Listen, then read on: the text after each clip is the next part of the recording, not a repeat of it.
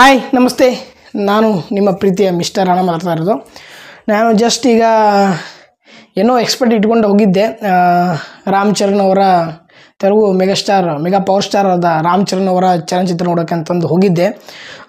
Movie ಮಾತ್ರ ಸಖತ್ತಾಗಿದೆ. ಯಾಕಪ್ಪ ಅಂದರೆ ಒಬ್ಬ ಅಧಿಕಾರಿ, IAS ಅಧಿಕಾರಿ ತನ್ನಗೆ ಬರುವಂತಹ ಒಂದು ಎಲ್ಲ ಪಾಲಿಟಿಕ್ಸ್ಗಳನ್ನು ಸಂಹಾರ ಮಾಡೋದೇ ಇದು ಗೇಮ್ ಚೇಂಜರ್ ಮೂವಿ.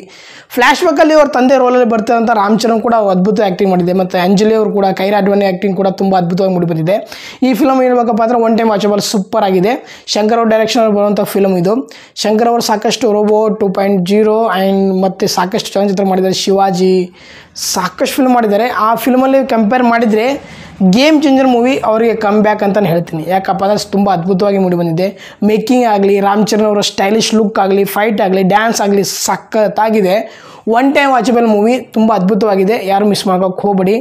ಹಾಗೆ ಮತ್ತು ನಮ್ಮ ಕನ್ನಡ ಚಲನಚಿತ್ರ ಬಗ್ಗೆ ಸಾಕಷ್ಟು ಚಲನಚಿತ್ರ ಬಗ್ಗೆ ರಿವ್ಯೂ ಮಾಡ್ತಿರ್ತೀನಿ. ದಯವಿಟ್ಟು ನನ್ನ ಚಾನಲ್ ಸಬ್ಸ್ಕ್ರೈಬ್ ಮಾಡಿ. ಜೈ ಹಿಂದ್, ನಮಸ್ತೆ.